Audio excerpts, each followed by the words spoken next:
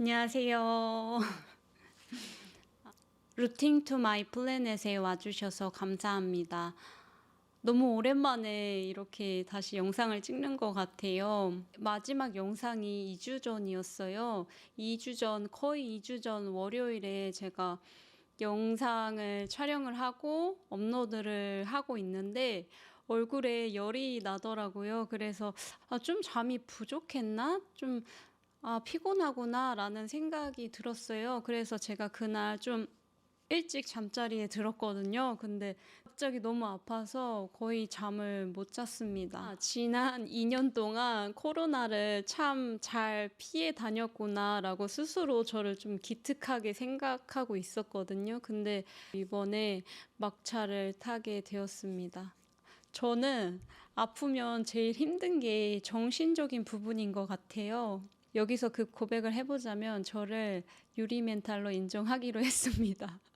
왜냐면은 우선 미국에서는 병원에 가면 안 된다는 그런 정신적인 압박감이 있어요. 근데 그거보다 더 힘든 게 좀 마음이 약해지는 거예요. 이번에도 집에 혼자 계속 누워있는데 그 오바이트 했던 봉지들은 방바닥에 널브러져 있고 그러니까 조금 방에 오바이트 냄새가 좀 나고 사람들이 뭘 먹어야 된다고 많이 얘기해 주는데 그래야지 빨리 낫는다고 하잖아요. 근데 기운은 없고 뭘 먹긴 먹어야 되는데 설거지는 쌓여 있고 그 설거지들을 보니까 너무 서러운 거예요. 그래서 진짜 아주 오랜만에 한국에 가고 싶다.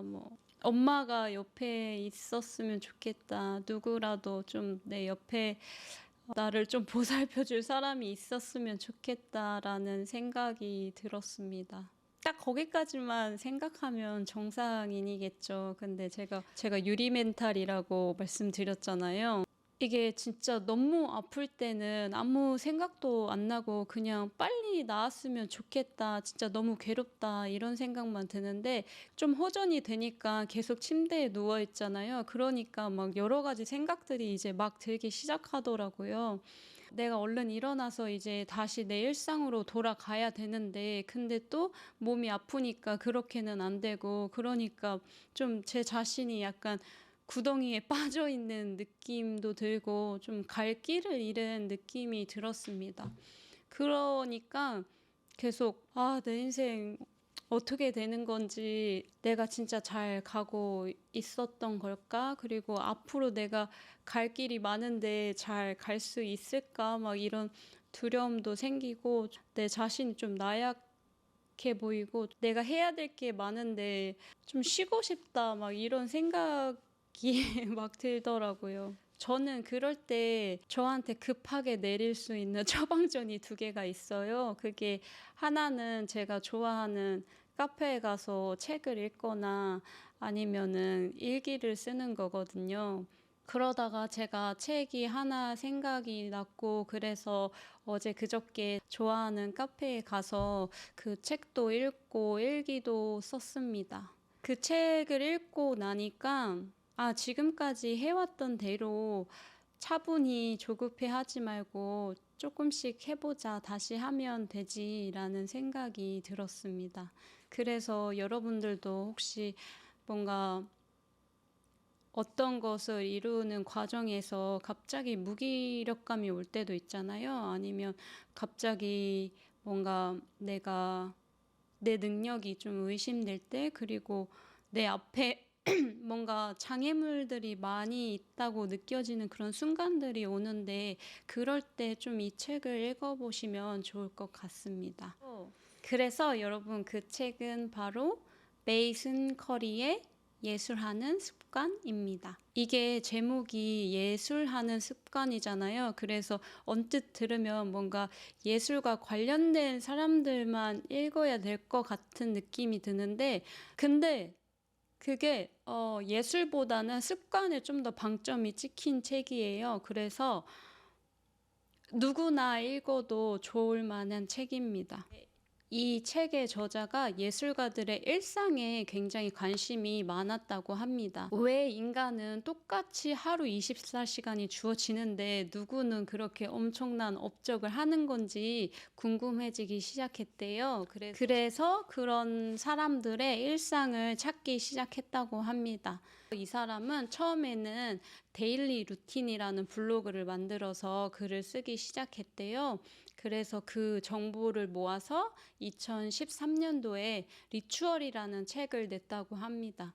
근데 그 책을 출판하고 보니까 대부분의 예술가들이 다 남성 예술가들이었던 거예요. 그래서 그 작가가 봤을 때는 뭔가 시대적으로나 사회적으로 봤을 때 남성 예술가들은 그런 일상의 걱정거리에 물들지 않은 사람들이었기 때문에 이러면 안 되겠다라는 생각이 들어서 이번에 예술하는 습관이라는 책은 여성 예술가들의 일상에 관한 이야기를 해요. 그래서 저는 이 부분이 굉장히 매력적이라고 생각이 들었습니다.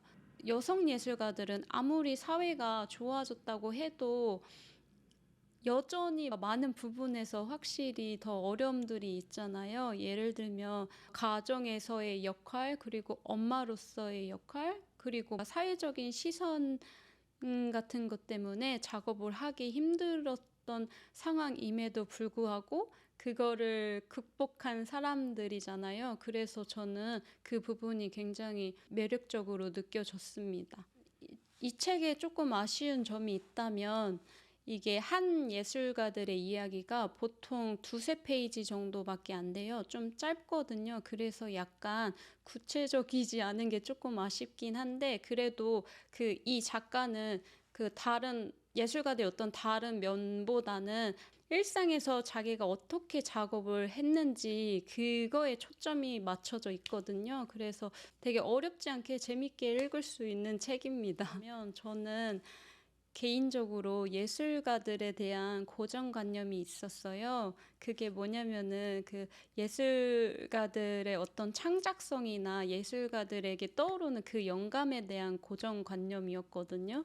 예술가들이 그런 재능이 좀 타고나야 된다고 생각을 했어요. 그런 사람들이 결국에는 유명한 예술가들이 된다라고 생각을 했었는데 정말로 어떤 예술가들은 그런 재능이 엄청 타고나서 유명해지는 경우도 있지만 이 책을 통해서 그리고 다른 책들을 통해서 깨달은 건 뭐냐면은 그런 많은 예술가들이 자신의 어떤 재능을 넘어서는 일상에 꾸준한 노력이 있다는 거를 알게 되었어요. 그래서 제가 한 10년 전쯤에 순수미술을 전공했었고 저도 개인 전시를 하는 작가가 되고 싶은 마음도 있었거든요. 근데 그 당시에는 제가 얼마나 노력을 해야 되는지 그거에 대한 중요성은 생각하지 못하고 나는 좀 창작성이 정말 없는 애구나. 나는 왜 영감이 떠오르질 않지? 그런 생각을 되게 많이 했었어요. 그래서 점점 이 길은 내가 갈 수 있는 길이 아닌가 보다. 이런 어떻게 보면 교만한 좀 그런 생각을 했었습니다. 그래서 이 책을 읽으면서도 이게 내가 그 당시에 이 책을 읽었으면 어땠을까라는 조금의 아쉬움도 있었던 것 같아요. 나중에 책을 읽어보시면 아시겠지만 어떤 예술가들이 나오냐면요. 예를 들면은 아이를 키우면서 영화를 만드는 영화 감독도 있고요. 2시간 동안 한 문장을 쓰더라도 그 시간을 채워서 글쓰기를 꾸준히 하려는 작가들도 있었고요. 그리고 이미 유명한 작가임에도 불구하고 자기 어떤 정신을 녹슬지 않게 하기 위해서 꾸준히 글쓰기 연습을 하는 작가들도 정말 많았습니다. 그리고 되게 인상적이었던 작가는 30년 동안 한 권의 소설책을 쓴 작가도 있었습니다. 그런 30년 동안의 끈기가 그 사람을 그런 어떤 유명한 예술가로 만들 수 있었구나라는 생각이 들었습니다. 뭔가 이 예술가들의 삶을 보면서 화려하지 않고 너무나 평범하게 하루하루를 규칙적으로 살아가는 모습을 보면서 멋있다는 생각이 들었어요. 결국에는 그 사람들을 그렇게 유명하게 만들어주고 그런 좋은 작업들이 나올 수 있었던 그런 중요한 키는 다른 게 아니고 그 사람들의 재능보다 그것을 넘어서는 이 사람들의 꾸준함이구나라는 걸 다시 한번 알게 되었습니다. 그래서 마지막으로 두 명의 예술가들에 대해서 조금 더 이야기를 해볼게요. 다 되게 정말 하나하나 다 읽어보면 다 정말 재미있고 좋거든요. 근데 존 디디온이라는 사람이 있어요. 그 사람은 저널리스트이자 작가라고 합니다. 그 사람이 자신의 글쓰기 작업이 느린 이유에 대해서 이렇게 말을 했다고 해요. 글쓰기는 생각하라고 강요하는 것이다. 굳이 말하지 않아도 다들 잘 알겠지만 난데없이 아주 쉽게 찾아오는 것은 없다. 그러하니 지금 당신이 생각하고 있는 것을 이해하고 싶다면 그것을 끝까지 파헤쳐야 한다. 다들 잘 알겠지만 난데없이 아주 쉽게 찾아오는 것은 없다. 이 문장이 저한테는 되게 딱 와닿았습니다.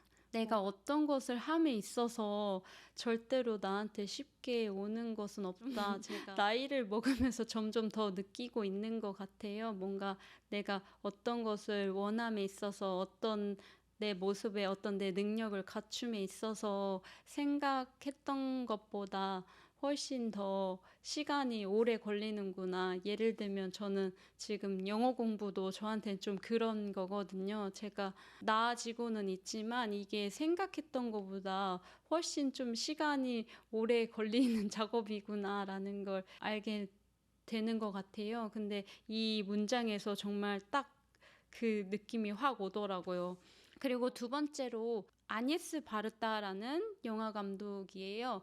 이 영화 감독은 아이를 낳고도 영화를 포기할 수 없었대요. 그래서 이 영화 감독이 했던 게 결국에는 집에서 영화를 찍었다고 합니다. 그래서 1975년에 그 감독은 이렇게 말을 했대요. 이런 제약에서 뭐가 나올지 궁금했다. 이러한 한계를 안고도 내 창의성을 다시 끌어낼 수 있을까?